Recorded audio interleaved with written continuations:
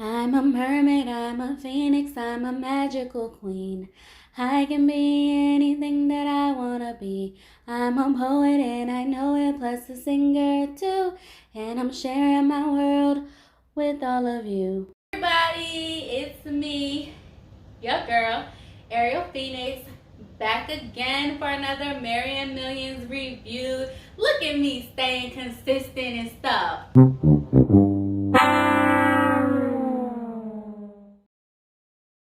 Anyways, here we are for season 1, episode 6. 1, 2, 3, 4, 5, 6. Yup, I got it right this time. That was like one episode where I put up the wrong number and now I'm like stuck on it. Y'all, why do we criticize ourselves so hard? Well, at least me. Anyways, let's get started. Oh wait, I forgot something so important. And that is, of course, to say, don't forget to like, share, comment, subscribe, everything and anything that you can think of in regards to spreading the words and getting it out there about the videos. I appreciate so very much. I definitely enjoy doing these reviews because these couples be working my nerves, and that means that I have so much to say about them. So I hope you enjoy it too. But hopefully I'm not working your nerves in the process. So now we can get started. So first we have Rosie and Drew. And if y'all remember, she, thanks to her friend, has started thinking like, oh snap, how many girls has he had at the Hope Pad? Which, it's a whole pad. Okay, but anyways. So in order to try to comfort her, he has been saying a lot of different things. They've had many conversations. He's like, you know what? Next level. Let's step the game up. Surprise trip to New York. She said, he's told me to pack my bags. I thought he was kicking me out to replace me with the next chick, but turns out he was taking me on a surprise trip. I said, really, girl? Really? You know what? I can't. So they went to the surprise trip to New York. She has never been there. And she feels though, even though New York is so nice and it's so fun and it's so sweet of him, all she can think about is her concerns as far as his past. But here's my thing. Rosie, where were those concerns before? Okay? Because way before you moved into the Hope Pad, you admitted, he admitted, the world admitted, okay? Not the world. That he was a hoe before he got with you. You also admitted that y'all met on a, what's it called again? Sugar daddy website, okay? He, you knew he had a divorce and that he was playing the field after his divorce because he was heartbroken over it and whatnot. You had found many clothes and different items before moving in the Hope Pad. And you didn't think anything of it. But now all of a sudden, because your friend is concerned after moving you into the Hope Pad, now all you can think about is his past.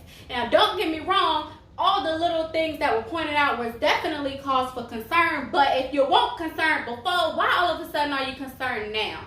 Now you want to be concerned. I just don't really believe that she's concerned about it. You see what I'm saying? I guess that's what it is. You know what? I'm going to let her live. So they go shopping, okay? Because it feels like she's milking it. Okay, I said I was going to let her live. Okay. They go shopping. And she is in heaven, okay? Y'all. They said that dress was $6,595 and the jacket was $3,000 and something. Okay? She got the dress and she got the jacket, and just because it had a designer name on it, the total for those two items, y'all, was $10,500. I said, oh hell no. I I just can't. I just can't fathom spending that amount of money on 2 items. The only time I can spend $10,500 on one thing is a car. Okay. 2 things, I can't even think of nothing. But that's just way too much money for a dress and a jacket that could possibly get ripped at any moment, that you could leave behind at the airport.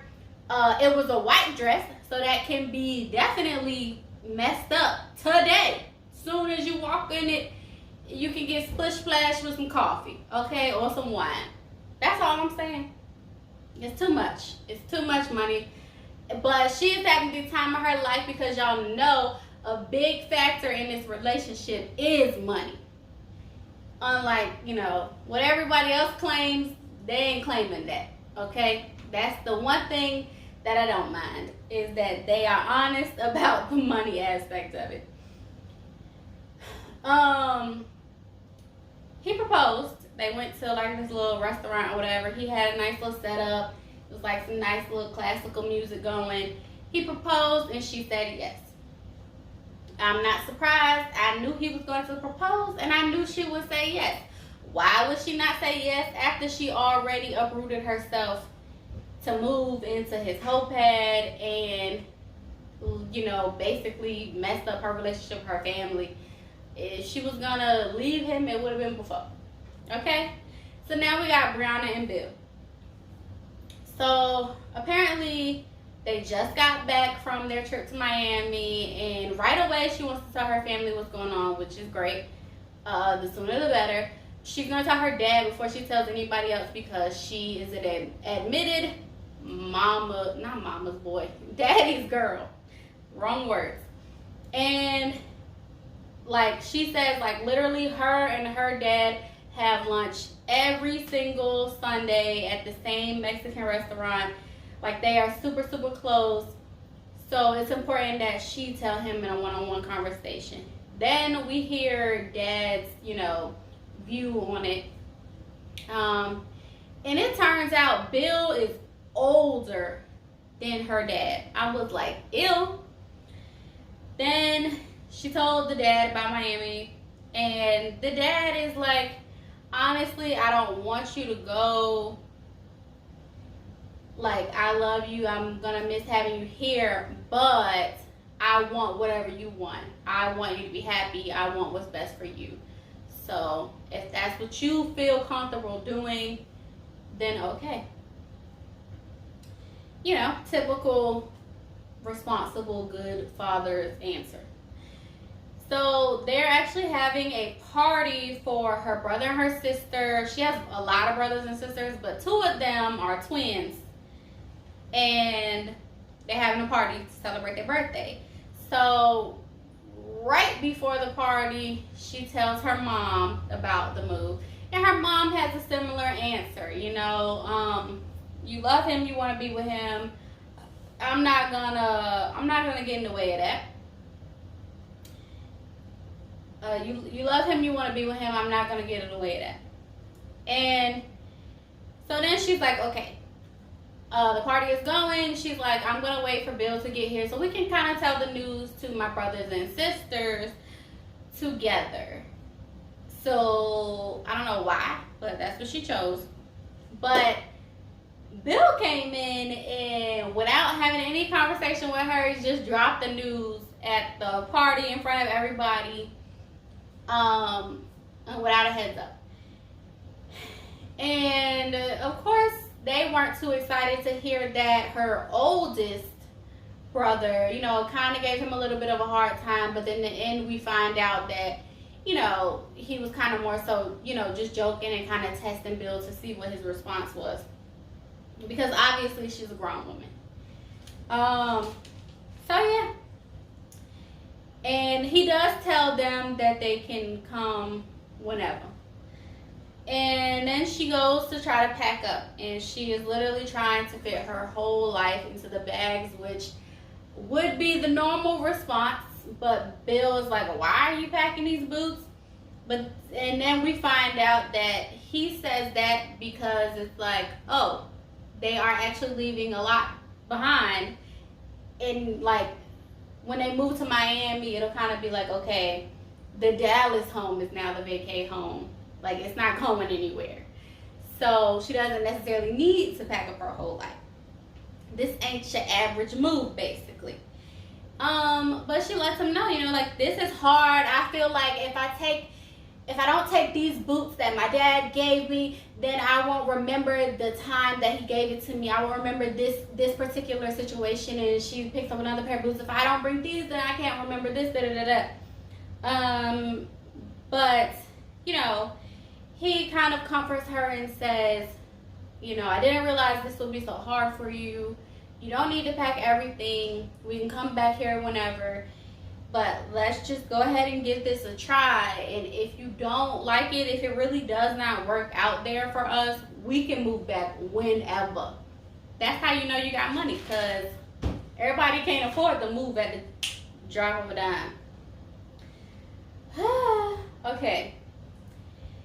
Then we have, I'm actually not going to do the how it's written in order, because I want to save that other couple for last. But so we're going to do Genty and Brian next, because it wasn't too eventful with them. He was talking to his stepdad at the barbershop. Him and stepdad are really, really close. Like, he goes to him for advice. He's been his stepdad since he was a teenager. So they are like this. And, basically the stepdad is like, look, your mom is ready for you to move out. So when is that going to be? Like, I really hope that Genty is the girl for you so you can step, okay? And Brian is like, I know my parents enjoy me living here, but I also know they're tired of me. Yeah, they're tired of you. You're a grown-ass man. But he says, I understand, not wanting to move 1,000 times, but it kind of seemed like the parents are ready for him to move now, like today.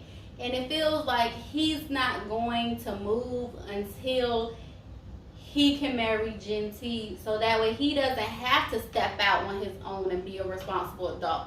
Like, he just wants to jump from this ship to that ship, where he's never the breadwinner, he's never the sole person responsible. He's just riding the tail of somebody else. So then they go to a fancy restaurant date, because she's like, I'm tired of these stay-at-home dates. So they go to a fancy restaurant, they eat. She has a problem with him having a problem with all the food, because she wants him to try everything, and he's uncomfortable with trying everything. He's like, why this ain't cooked? What is this? Tartar? I don't know what that is, nor do I want to know. Literally, he said that. Actually, if I'm being honest, I don't know what that is. But I will try anything at least once. But if I don't like it, I don't like it after that. Don't make me eat it a second time, because I won't. Okay? And I'm not going to complain at the restaurant. I'm going to complain in the car. There's just the etiquette to it, But anyways, they're at the restaurant. He's out of his element, of course. And money comes up. And I felt like his insecurity of not having more money and not being the, one with more money in the relationship was causing him to make rude jokes. And I did not care for it. But I also felt like he was trying to say, like, when we go out, if we go somewhere in my price range, I'll pay. We go somewhere in your price range, you pay. She's like, well, you've only paid once. Now, is that because he couldn't afford to pay? Because it seems like y'all only going fancy places. Or is it because he, didn't want to pay and talk you into paying and the whole not? Like, is he really trying to shirk paying? Or are y'all not going to places in his budget? Because if you take me to a 5-star restaurant knowing I got a 1-star price range, don't expect me to pay when you took me here and you wanted this. You see what I'm saying? Like, if we go to McDonald's, I will pay. That was he said that part. That McDonald's part, he said that. But I do feel like they need to discuss more of the financial situation, especially with them talking about kids last episode. Because if you're going to bring kids into this, y'all need to have a more settled agreement on what's going down financially, because this ain't gonna work with y'all bumping heads every episode about the finances.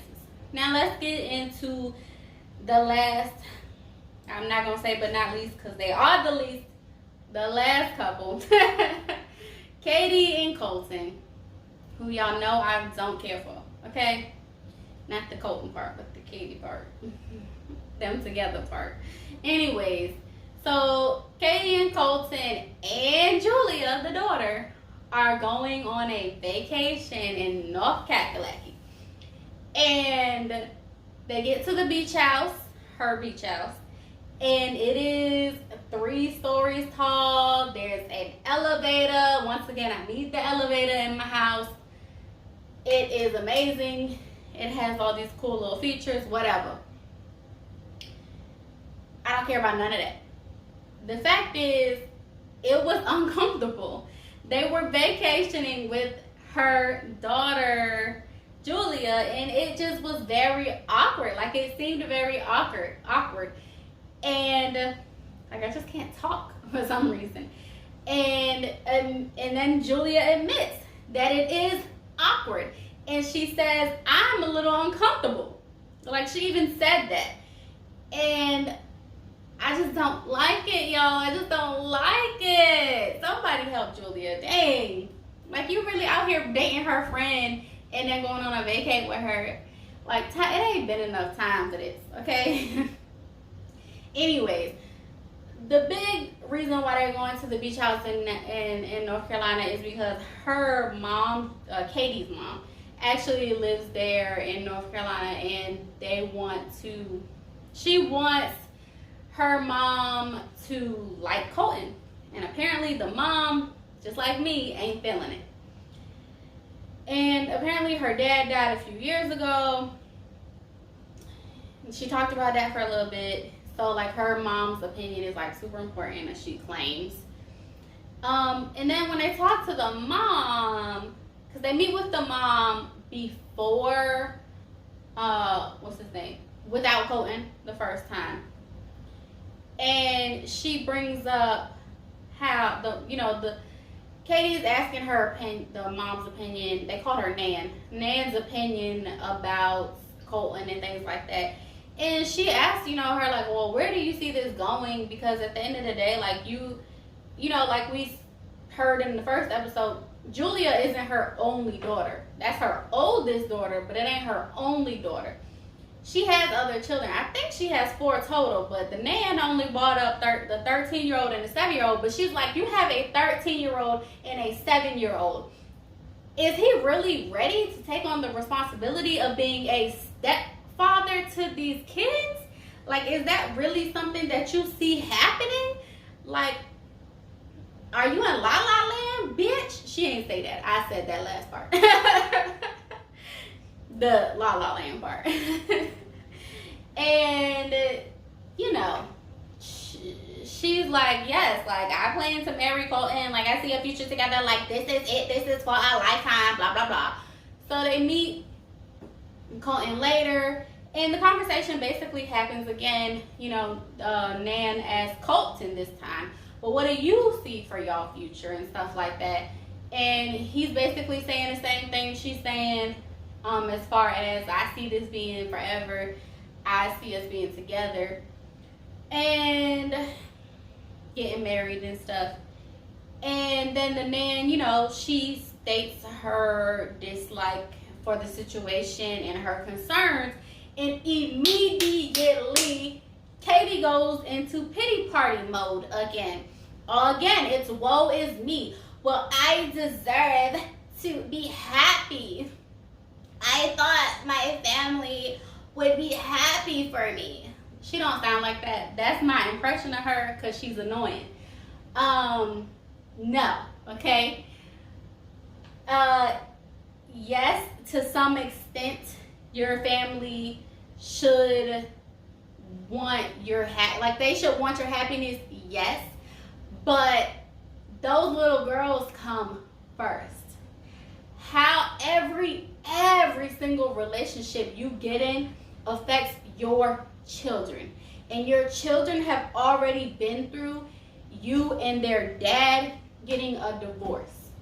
So yes, you deserve happiness, but them little girls come first. And this right here is not gonna be happiness. It might feel like happiness right now, but ain't no way it's gonna work out. First of all, you already made Julia feel uncomfortable. You're already dating her friend. He is freaking way younger than you. He's closer to your daughter's age than your age, which is why they were best friends in the first fucking place. And here you are only concerned about you. What does that say about you, Katie? What does that say about you? As a parent, your kid's happiness comes first. You can find happiness with somebody your age, somebody that is financially capable of helping you out, somebody that can be a parent to your kids, can be a role model to your kids, not somebody that's a boy toy, okay? You want to have a boy toy, do that shit, you know what I'm saying, on a vacay trip to Las Vegas for a weekend and then let him go. With somebody that don't know nobody in your family, with somebody that ain't friends with your kids, okay? What stays in Vegas, happens in Vegas, stays in Vegas. Do it like that, okay? Don't bring that shit over here in, where y'all live? I forgot. I don't know where you live. But in whatever state you in, okay? Don't bring it over there affecting your whole household, because your kids come first. I done went on a rant again. Every time, Katie does it to me, every time with her pity party. Every time. Over here crying about your damn happiness while you done made your daughter uncomfortable. I can't. Okay, you know what? She just irks my nerves, y'all. I'm sorry. She really does. And I hope that I'm not having the same speech for her every time. I hope there is new conversations to be had with them, because I'm tired of fussing her out. But if I have to, I will, because my opinion on that will not change. But she gonna stop doing this pity party crap. I'm tired of it. I am tired of it, okay? Anyways, that is it. That is all I have for y'all this episode. It was kind of crazy, but overall it was entertaining. And I hope you enjoyed my review. All right, guys. Bye. See you next time.